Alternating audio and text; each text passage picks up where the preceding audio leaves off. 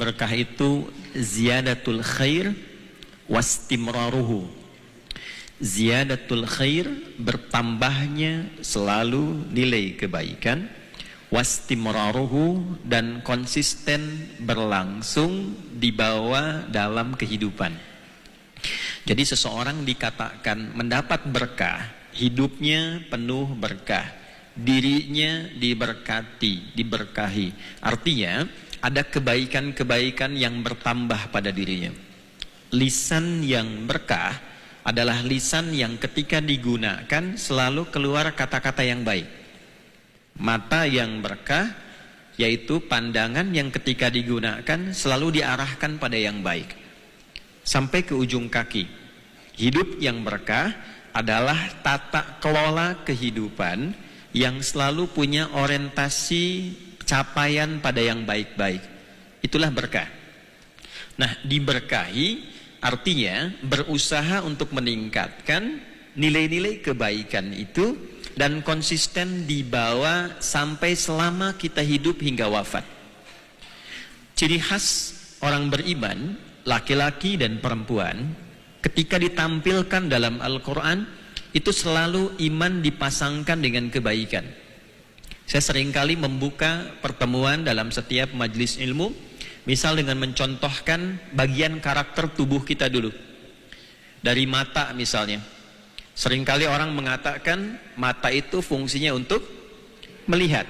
Tapi ketika mata itu dimiliki oleh insan beriman, seorang yang beriman, baik laki-laki ataupun perempuan, maka iman itu mendorong pandangan sebagai fungsi mata kepada nilai-nilai kebaikan. Itulah mata yang berkah. Misal, untuk perempuan itu ada Quran surah Cahaya, surah An-Nur.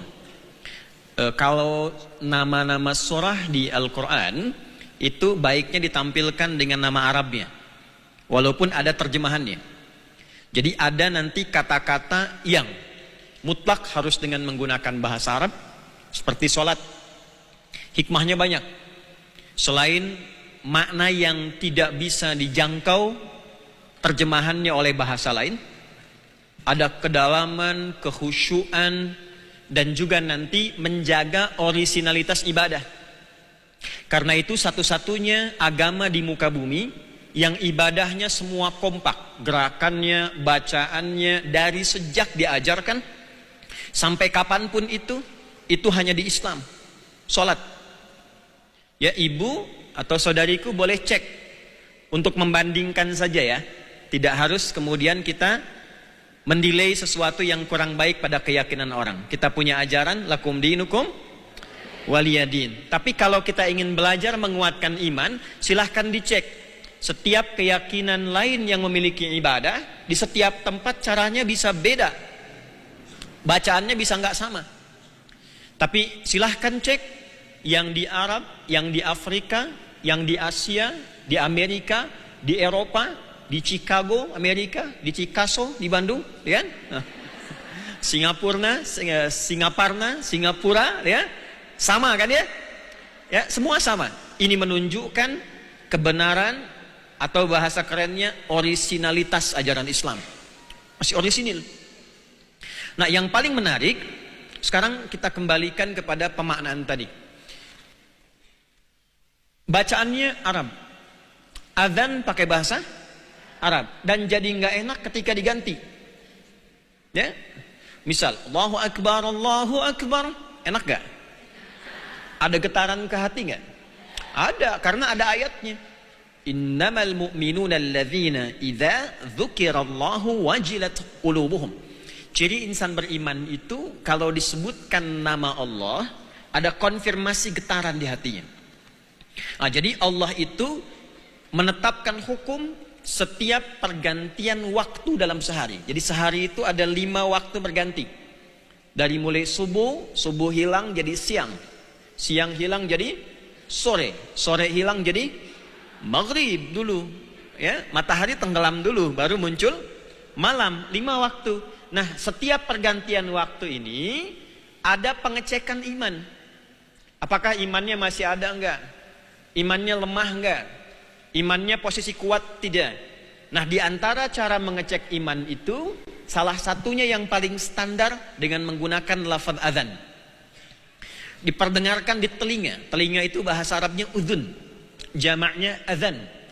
Kenapa disebut adzan? Karena panggilan ini satu-satunya lafaz yang diperdengarkan 24 jam di muka bumi tanpa berhenti dan didengar oleh orang yang punya telinga dan pendengaran.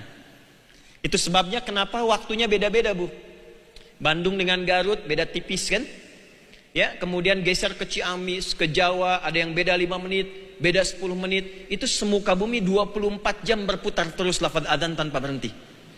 Nah, begitu kita mendengar Allahu Akbar, Allahu Akbar, langsung ada getaran kan di hati. Ya Allah, sudah adzan. Pernah begitu? Nah, beda kalau diterjemahkan.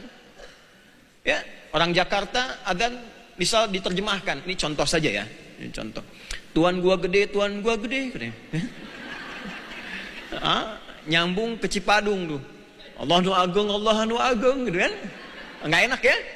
Nggak enak. Makanya lafaz itu nggak boleh diganti, nggak bisa diterjemahkan. Diterjemahkan dalam arti adzan ada penerjemahnya gitu. Ya, kalau terjemahan tulisan bisa. Termasuk nama-nama surah Al-Quran. Ada terjemahannya, tapi lebih enak kedengaran bahasa Arabnya. Ukhti, lagi ngapain? Murojaah. Surat apa? Sapi. Nggak enak kan? Kamu apa? Lebah. Al-Baqarah, An-Nahl. Itu si Ece nu mau surat naon? Sirum. An-Naml gitu kan? Ya, jadi dia harus menggunakan bahasa aslinya. Quran surah An-Nur di ayat ke-31 misal. Wa qul lil mu'minati. Wa qul lil mu'minati. Dan katakan, viralkan Muhammad sallallahu alaihi wasallam pada setiap perempuan-perempuan yang beriman. Awas, ada pembedanya tuh. Nah, kita beriman tidak? Beriman ya? Nah, cirinya apa? Ayo. Apa yang membedakan ciri iman yang kita miliki dengan orang yang belum beriman? Saya selalu memilih kata belum beriman karena berharap siapapun bisa beriman. Oke? Cirinya apa? Ternyata iman itu selalu mengantarkan pada keberkahan, pada kebaikan. Jadi misal, iman itu, maaf saya berdiri, masuk ke mata. Maka ketika iman itu masuk ke dalam mata, mata itu akan dibimbing oleh iman untuk melihat hanya yang baik-baik saja. Ketika yang dilihat itu menurut imannya tak baik, maka dipandu mata ini untuk berpaling.